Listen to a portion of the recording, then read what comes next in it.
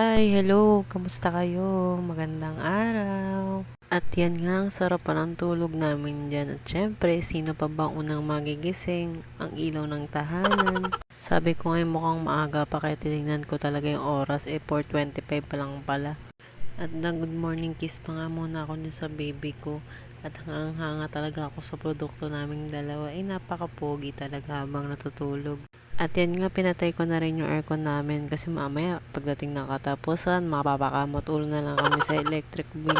At syempre, bago ako kumilos, makikipagmaritesan muna ako kay Facebook at makikabalita kay K-drama kung may mga bagong palabas na naman.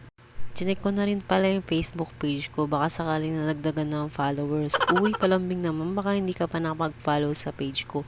Please follow my page, Mami G naman. Padamay na rin naman, pa-like and share na rin po ng video.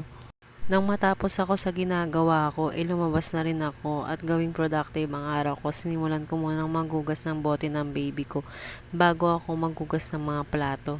Hindi ko na siya nahugasan kagabi kasi gawang late na rin natulog yung baby ko. Kaya yun, inantok ako, itinulog ko na lang. Ito na lang din naman yung mga gawain na hindi ganun kabigat kaya nagagawa ko. Pasalamat na lang talaga wala na akong tube sa likod at mas maginhawa na sa pagkilos. Siyempre, alalay din naman ako sa sarili ko. Mahirap lang mabinat. Lalo na't mahirap na rin matroma yung likod ko. Baka bumalik yung sakit ko na kung magpapasko pa naman. Medyo dinalian ko na nga yung pagkilos ko dyan kasi nga gawa na bakang magising na yung bulilit ko. Ako kasi yung unang hahanapin yun. Pag hindi pa naman akong katabi yun, ako iiyak talaga yun.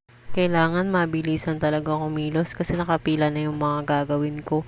Kasi pag nagising na yung bulilit ko, medyo onti na lang talaga yung magagawa ko kasi lagi siya naghahanap ng kasama sa kwarto. Inihanda ko na rin pala yung mga lulutuin ko para sa almusal namin. Tuwang-tuwa talaga ako dito sa nabili kong lutuan. Sakto lang yung dating niya kasi nawalan kami ng gas. In fairness naman, halos isang buwan na rin namin itong ginagamit. So alam niyo na, isang buwan na rin kaming walang gas. Simple lang din naman yung almusal namin. Actually, hindi na rin kasi ako masyado nagkakanin. Simula na ng hospital ako para diet na rin. Sa sobrang gutom ko nga, kinain ko na yung unang naluto ko. Hindi naman ako mukhang gutom dyan sa video.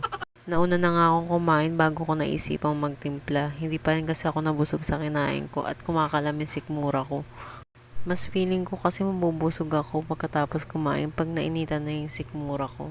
At yan nga, inaluto na rin yung hotdog na may itlog. Isinunod ko na rin yung ham. Habang hinihintay kong maluto yung ham, sinimulan ko na rin magpalaman ng tinapay.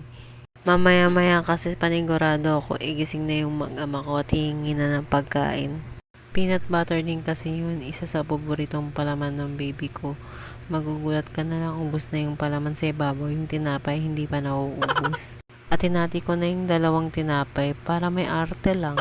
At nang matapos ay kumain na rin ako. Tara, kain po tayo. Ayun lang.